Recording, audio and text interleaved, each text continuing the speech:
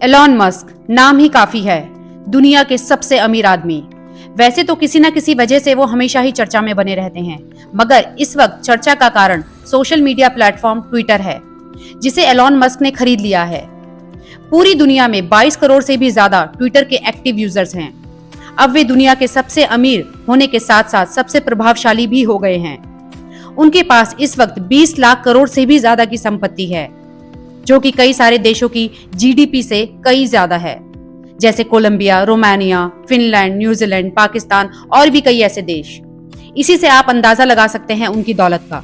50 साल के Elon Musk Tesla के सीईओ हैं, जो कि दुनिया की सबसे बड़ी इलेक्ट्रॉनिक कार कंपनी है, और वो स्पेसएक्स के मालिक भी हैं, जिसका मकसद इंसानों को मंगल ग्रह पर भेजना है। और अब वो सोशल मीडिया प्लेटफॉर्म ट्विटर के भी मालिक बन चुके हैं। अब सवाल ये होता है कि इतने अमीर आदमी ने घाटे में चल रही ट्विटर कंपनी को आखिर क्यों खरीदा। एलॉन मस्क ने माइक्रो ब्लॉगिंग प्लेटफॉर्म ट्विटर को खरीदने की डील के पीछे के मकसद को बताने के लिए पोस्ट किया। अपनी पोस्ट में उन्होंने लिखा है, मैं ट्विटर खरीदने को लेकर अपनी प्रेरणा व्यक्तिगत रूप आपके साथ साझा करना चाहता हूँ। मैंने ट्विटर क्यों खरीदा, इसे लेकर लगातार कई अटकलें लगाई गईं, लेकिन इनमें से ज्यादातर गलत ही साबित हुई। मस्क ने खुलासा करते हुए लिखा कि उन्होंने ट्विटर को इसलिए खरीदा है ताकि हमारी आने वाली सभ्यता के पास एक कॉमन डिजिटल प्लेटफॉर्म हो, जहां अलग अलग विचारधारा और विश्वास के लोग बिना किसी हिंसा का सहारा लिए अपनी बातों को रख सकें। मस्क ने इसमें आगे लिखा कि इसका मतलब ये नहीं है कि ट्विटर एक ऐसी जगह बन जाएगा जहां जिसका जो मन करे वो कर जाएगा। इसके लिए वो कड़े कानून बनाएंगे, लेकिन ये मंच सबके लिए खुला रहेगा। मस्क ने इसमें आगे लिखा कि अभी ऐसा बड़ा खतरा हमारे सामने है, सोशल मीडिया कट्टरपंथ, दक्षिणपंथ और कट्टर वामपंथ के बीच में बंट जाएगा और हमारी सोसाइटी में और नफरत फैलाएगा। ज्यादा क्लिक की चाह में अधिकतर ट्रेडिशनल मीडिया संस्थानों ने इस कट्टरवाद को हवा दी है, क्योंकि उनको लगता है कि इसी से पैसा आता है, लेकिन ऐसा करने के चक्कर में वो असल में संवाद का मौका खो देते हैं। संक्षेप में अगर आपको बता दें तो एलन मस्क का कहना है कि उन्होंने ट्विटर को पैसा कमाने के उद्देश्य से नहीं, बल्कि लोगों को इसके माध्यम से फ्रीडम ऑफ स्पीच मिल सके, इस उद्देश्य से खरीदा है। मगर बहुत से लोगों को लगता है कि ये पूरा सच नहीं है। एक्चुअल में एलन मस्क जानते हैं कि आजकल की इंटरनेट की दुनिया में सोशल मीडिया की क्या इंपॉर्टेंस है।